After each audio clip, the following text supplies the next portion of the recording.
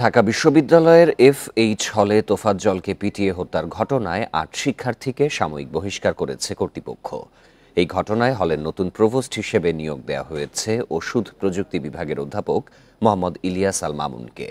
সকালে ছাত্র প্রতিনিধিদের সাথে আলোচনা শেষে ঢাবি প্রক্টর এসব তথ্য জানিয়েছেন।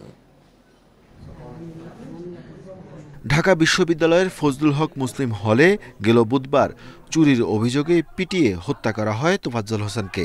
বরগুনার মানসিক প্রতিবন্ধী এই যুবক হত্যায় সৃষ্টি হয় আলোড়ন। এই ঘটনায় গঠিত তদন্ত কমিটি প্রাথমিকভাবে দোষীদের চিহ্নিত করে।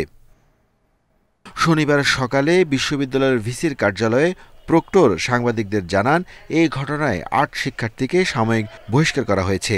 নিয়োগ দেওয়া হয়েছে হলের নতুন প্রভোস্টকে। বলেন, দোষীদের বিরুদ্ধে নেওয়া হবে কঠোর ব্যবস্থা। তদন্ত কমিটি হবে, আপনারা জানেন প্রক্রিয়াটা। প্রাথমিকভাবে সাময়িক বহিষ্কার করা হয়েছে এবং আজকে কালকের মধ্যেই তদন্ত কমিটি কেন্দ্রীয়ভাবে গঠিত হবে। তদন্ত কমিটির কাজ চলমান থাকবে এবং প্রক্রিয়া হলো তদন্ত কমিটির সুপারিশ সিন্ডিকেটে উত্থাপিত হবে, সেখানে একটা ট্রাইব্যুনাল হবে, এই প্রক্রিয়া চলবে। এই সময় তিনি আরও বলেন, বিশ্ববিদ্যালয়ে ছাত্র রাজনীতি থাকবে কিনা সেটা সকল দলের প্রতিনিধিদের সাথে আলোচনা করে ঠিক করা হবে। ডাকসুর সক্রিয় করার বিষয়েও কথা বলেন তিনি। আস্থার জায়গাটা ফিরে না আসা পর্যন্ত একটা অন্তর্বর্তীকালীন ব্যবস্থা নিয়ে আলোচনা চলছে।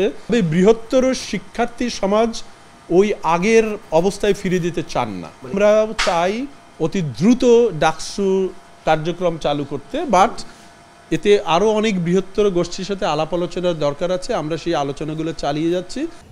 ছাত্রলীগ ছাড়া ক্যাম্পাসের সক্রিয় ছাত্র সংগঠনের প্রতিনিধিরা এসব বিষয়ে ভিসির সঙ্গে বৈঠক করেন।